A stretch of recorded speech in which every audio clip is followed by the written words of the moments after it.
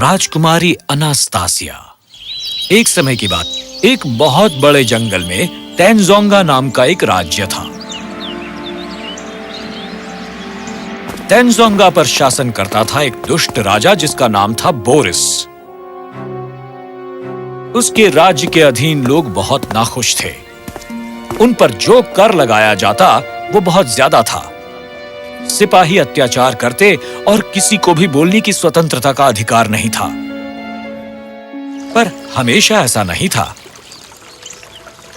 तेंजोंगा एक खुशहाल और शांतिपूर्ण राज्य था, अपने असली हकदार राजा रूबीन के अधीन। राजा रूबीन हमेशा अपनी प्रजा से बहुत प्रेम करता था और रणनीति बनाता और वार्ता करता कि ऐसे तरीके ढूंढे जाएं जिससे उसके राज्य के लोगों का जीवन बेहतर हो सके।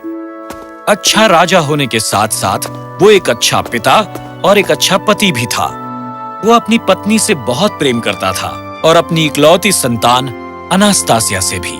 सब कुछ ठीक ठाक चल रहा था, तब अचानक एक दिन बोरिस, जो राजा की फौजों का सेनापति था, उसने राजा से विद्रोह करने का फैसला लिया। उसने रहस्यमयी ढंग से षड्यंत्र रचा और धीरे धीरे अन्य मंत्रियों और योद्धाओं पर प्रभाव डालना शुरू किया कि वो राजा से विद्रोह करे। उसे ज्यादा समय नहीं लगा क्योंकि उनके लालच को अपने फायदे के लिए इस्तेमाल किया। और जब सही दिन आया, उसने राजा और रानी को हिरासत में लिया और आज्ञा दी कि उन्हें ले जाया जाए और तहखाने में बंद कर दिया जाए। तुम विश्वासघाती इंसान नहीं! मैं इस राज्य का नया शासक हूँ। मैं हूँ महान राजा बोरिस। अनास्टेशिया, भागो! हाँ? पहरेदारों, राजकुमारी को पकड़ लो। पहरेदार राजकुमारी के पीछे भागे, जो उस समय केवल 5 साल की थी। पर अजीब बात है, राजकुमारी गायब हो गई और कहीं नहीं मिली। यह ऐसा था जैसे वो हवा में गायब हो गई हो।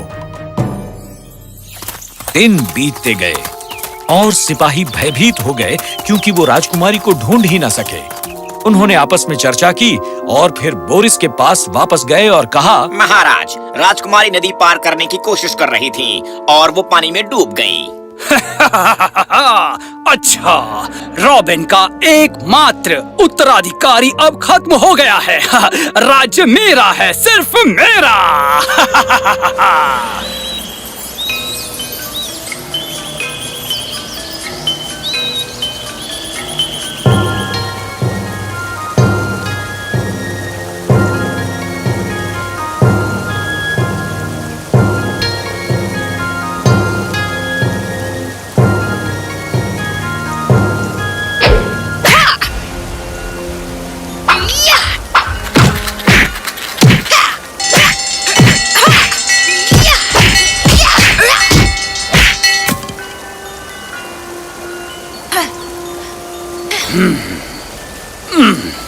मुझे तुम पर गर्व है एना।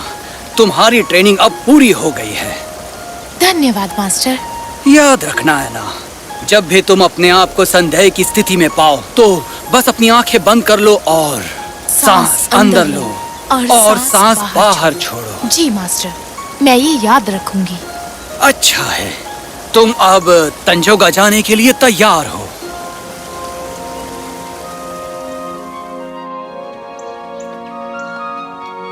ए बच्ची, तुम्हारे बैग में क्या है? हाँ? बस मेरी छोटी बहन के लिए थोड़े से सेब। उसे इसकी जरूरत नहीं है। चलो, मुझे दे दो वो। नहीं, मैं नहीं दूंगी। वो बहुत भूखी है। प्लीज। तुम्हारी जुर्रत कैसे हुई? मैं तुम्हें अपनी ताकत का इस्तेमाल कर रहे हो एक बच्ची को डराने के लिए? क्या ये सच्ची मर्दानगी है? कौन हो तुम? मेरे रास्ते से हट जाओ। बहुत हो गया तुम जो निर्दोष लोगों पर जोर आजमाइश करते थे। जाओ अपने राजा के पास जाओ और कहो कि उसके दिन अब गिनती के रह गए हैं। सिपाही भाग गया। अनास्तासिया ने बच्चे की तरफ देखा और जाने के लिए मुड़ी जब उस बच्चे ने कहा, रुको, तुम्हारा नाम क्या है? एशिया। वाह, तुम एक सुपर हीरो हो एशिया। Super Asia. घर जाओ बच्चे। ये कहकर अनास्तासिया रात के अंधेरे में गायब हो गई। वाह! जल्दी ही अनास्तासिया की घटनाएं जो लोगों को बचाने के लिए हुआ करती थीं, खबर बनने लगी। राज्य के लोगों ने सोचा कि आखिर उन्हें एक बचाने वाला मिल गया। वो कौन है? मुझे नहीं पता, हमने उसका चेहरा भी नहीं देखा है। इस बीच वो बच्चों के लिए रोल मॉडल बन गई। ए देखो, मैं हूँ सुपर एशिया। अपने राजा के पास जाओ और उससे कहो कि उसके दिन गिनती के बचे हैं। और जल्द ही सुपर आसिया की खबर राजा तक पहुंची। ये सुपर आसिया कौन है और उसने मेरे सिपाहियों पर हमला करने का साहस कैसे किया? हुजूर, तुमने मुझे खामोश करने की जरूरत कैसे की? ओह नहीं नहीं महाराज, वो लड़का नहीं, लड़की है। सुपर आसिया एक लड़की है। एक लड़की? तुम्हारे कहने का मतलब है कि एक लड़की ने हमारे राज्य में तूफान मचा दिया है? जब मिनिस्टर और बोरिस बातें कर रहे थे, यानी लोक कल्याण मंत्री, एक पदवी जो सिर्फ उसी के नाम के लिए रखी गई थी, मिस्टर हारूतो, उसने अपनी भौहें तानी। विघ्न के लिए क्षमा चाहूंगा महाराज। यदि मिस्टर रंग हमें ये बता सकें कि सही सही वो कब प्रकट होती है, तो शायद वार करने के लिए हमें अपनी रणनीति बनाने में मदद मिलेगी। मैं सहमत हूँ।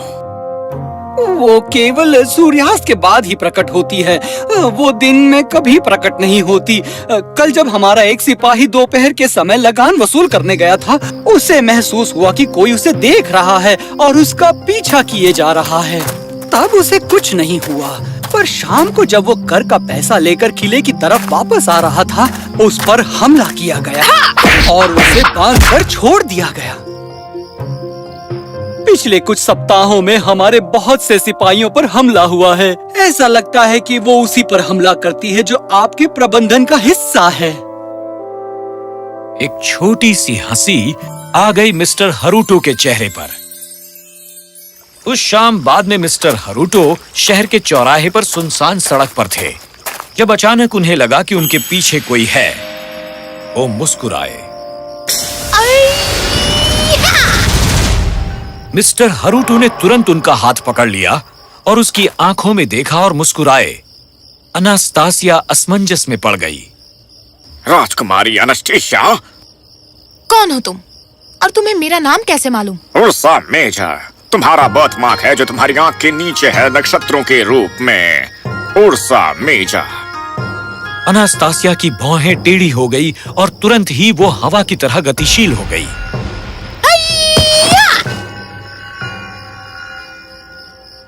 तो अब उसके पास मिस्टर हारूतो थे जमीन पर। मेरे भाई ने तुम्हें अच्छी शिक्षा दी है। अनास्तासिया सख्ते में आ गई।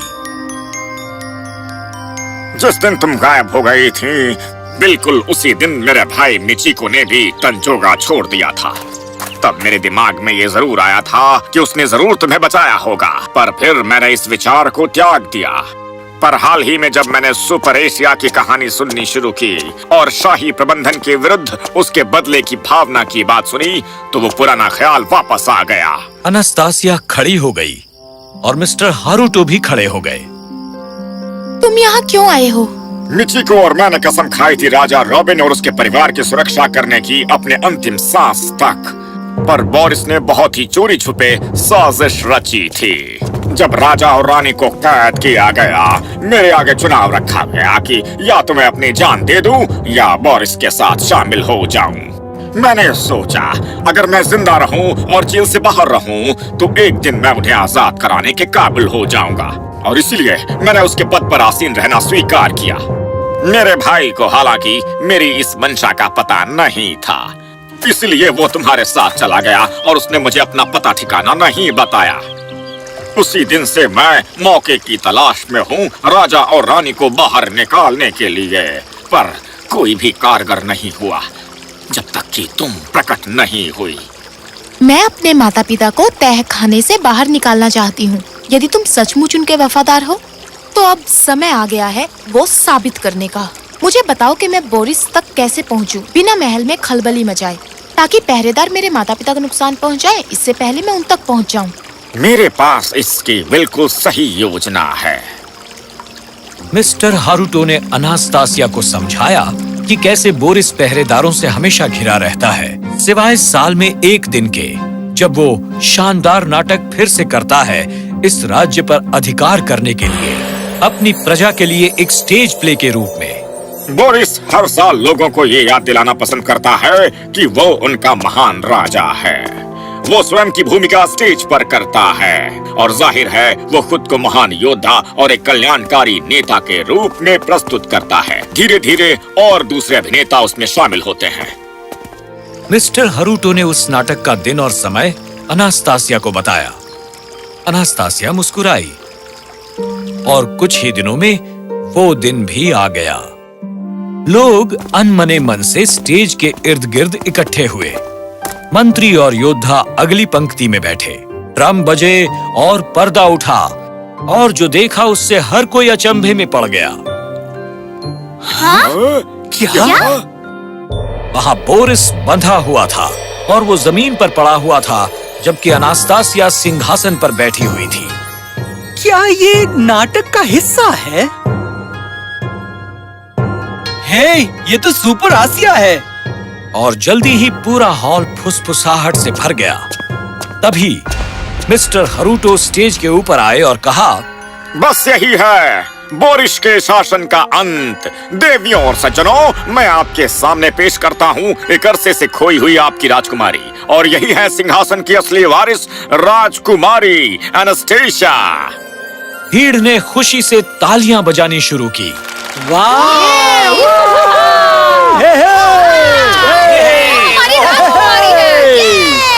रुको, तुम सोचती हो कि तुम हमारे राजा को कैदी बना लोगी और हम खामोश बैठे रहेंगे? पहरेदारों, जल्दी आओ और उस कैद खाने पर पहरा दो जहाँ रॉबिन और उसकी पत्नी रखी गई है। यदि तुमने राजा बोरिस को आजाद नहीं किया तो आगे बढ़ो और कोशिश करो।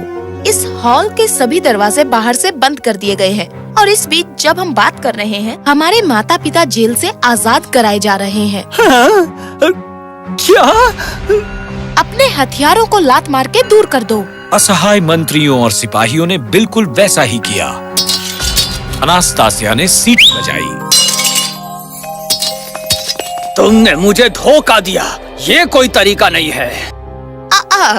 क्या मुझे याद कराने की जरूरत है कि तुमने हमारे राज्य को कैसे हथियाया? मुझे खुद तुम्हारे पीछे जाना चाहिए था। मेरी सबसे बड़ी गलती थी कि मैंने ये सोच लिया एक लड़की मेरा कोई नुकसान नहीं कर सकती। हाँ, वो तुम्हारी सबसे बड़ी गलती थी। और इस तरह बोरिस और उसके आदमियों को जेल में डाल दिया गया। अनास्तासिया अपने माता पिता से फिर मिल गई। मिस्टर हारुटो अपने भाई से फिर मिला और राज्य के लोग एक बार फिर से खुशहाल हो गए। राजकुमारी अनास्तासिया की ताजपोशी की गई टेनजोंगा के नए शासक के रूप में। उसके अधीन लोग एक बार फिर आनंदित हुए। दिन में अनास्तासिया एक कल्याणकारी शासक होती, कानून और व्यवस्था के फैसले करते हुए, और जब सूर्य डूब जाता वो गहरी सांस लेती और राज्य की सबसे अंधेरी गलियों में निकल पड़ती एक हीरो के रूप में। सुपर आसिया।